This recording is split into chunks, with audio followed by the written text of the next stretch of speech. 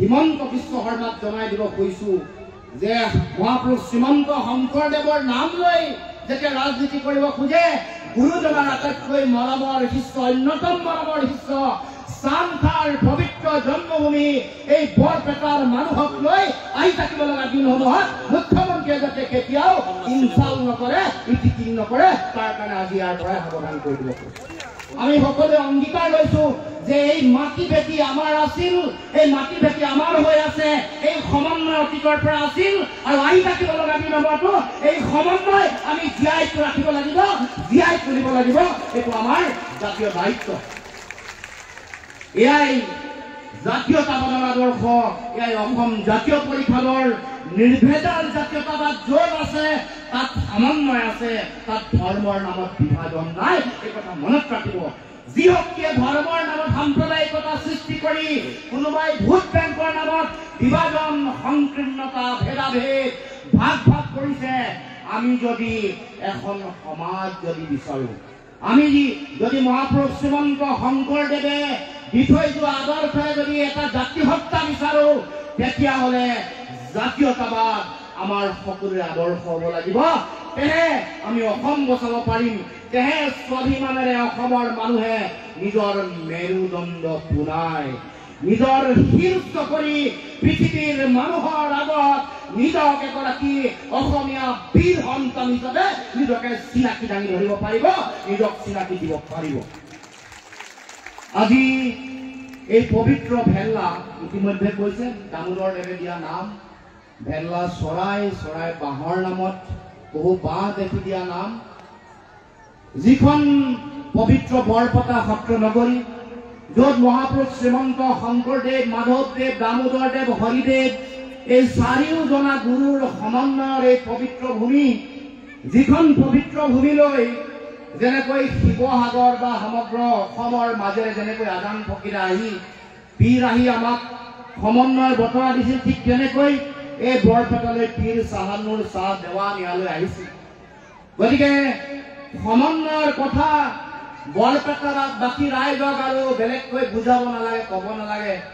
আমাৰ মুখ্যমন্ত্ৰীয়ে যিমানে বৰপেটাক ইটিকিং নকৰক লাগিলে, ইনচাল নকৰক লাগিলে, ইতিহাস নজনা কাৰণে বা মুখ্যমন্ত্ৰীয়ে নিজৰ ভোট বেংকৰ সাম্প্ৰদায়িকতাৰ ৰাজনীতিৰ কাৰণে বৰপেটাৰ মানুহক তেওঁলোকে ইটিকিং কৰিব পাৰে, কিন্তু ইতিহাস যদি জানে, এই পবিত্ৰ বৰপেটা চাৰিওগৰাকী গুৰুৰ পবিত্ৰ পদৰেৰে মহিমামণ্ডিত হোৱা এই বৰপেটা, য'ত গুৰুজনাৰ আটাইতকৈ মৰমৰ শিষ্য, অন্যতম মৰমৰ শিষ্য চামখাৰ জন্মভূমি এই বৰপেটা, চামখাৰ পবিত্ৰ জন্মভূমি এই বৰপেটা।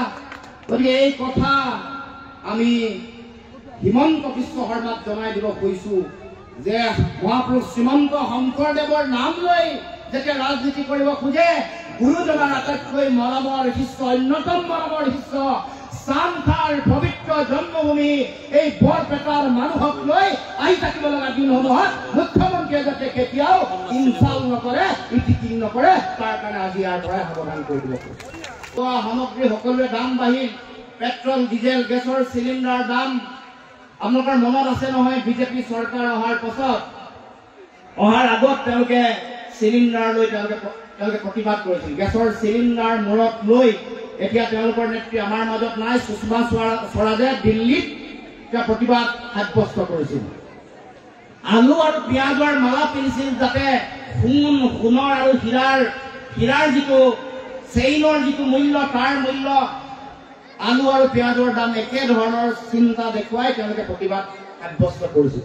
ডিব্ৰুগড়ত আৰু ছাৰ তাত মানে পেট্ৰল ডিজেলৰ গাড়ী চলাব নোৱাৰে বুলি গৰু গাড়ী আৰু ঘোঁৰা গাড়ীৰ তেওঁলোকে শোভাযাত্ৰা কৰিছিল। আৰু আজি সেই সময় পেট্ৰল ডিজেলৰ 50ৰ পৰা 60 টকাত থকা পেট্ৰল ডিজেল, হাফ চেঞ্চুৰী কোবাই থকা পেট্ৰল ডিজেল একেবাৰে চেঞ্চুৰী মাৰি দিলে।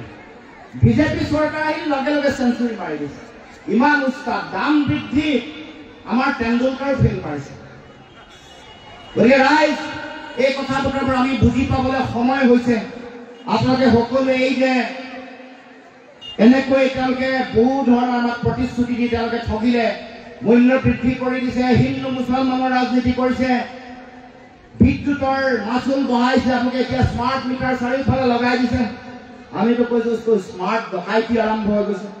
টুল টেক্স ইয়াতে দুখন টুল আছে, মিনিমাম আগৰ নৰ্মছ মতে 50 কিলোমিটাৰ মিনিমাম থাকিব লাগে, ইয়াত 25 কিলোমিটাৰ ভিতৰতে আছে। কয় যে দুইটা বেলেগ বেলেগ হাইৱে, সেইকাৰণে 25 কিলোমিটাৰটো হিচাপত নাহে। নগাঁও ৰহা আৰু হুজাইলৈ যোৱা যিখন যমুনা মুখলৈ যোৱা যিখন গেট, দুয়োখনৰ দূৰত্ব 25 কিলোমিটাৰ নহয়। এতিয়া এই অত্যাচাৰ সহ্য কৰিব নোৱাৰি তেওঁলোকৰ বিজেপিৰে সাংসদ দিলীপ শইকীয়াই চিঠি লিখিছে যে ন্যূনতম 100 কিলোমিটাৰ হ'ব লাগে, হয় নহয়? তো এই কথা সকলোৱে বুজি পাইছে, আপোনালোকেও এই কথা বতৰাবোৰ মানুহৰ মাজলৈ লৈ যোৱা দৰকাৰ যে এনেকুৱা ধৰণৰ অত্যাচাৰ তেজ বহি খোৱা চৰকাৰ এইখন চৰকাৰ আপোনাৰ মোৰ গাঁৱৰ মানুহৰ খেতিয়কৰ, শ্ৰমিকৰ, কৃষকৰ, বনুৱাৰ, কৰ্মচাৰীৰ, শিক্ষকৰ, ৰিটায়াৰ্ড চাকৰিয়ালৰ কাৰো বন্ধু চৰকাৰ নহয়। এই চৰকাৰখন যদি বন্ধু চৰকাৰ হয়, এখন ৰামদেৱ, আম্বানী আৰু আদানীৰ বন্ধু চৰকাৰ, আপোনাৰ মোৰ সাধাৰণ মানুহৰ বন্ধু চৰকাৰ নহয়, বন্ধু চৰকাৰ নহয়।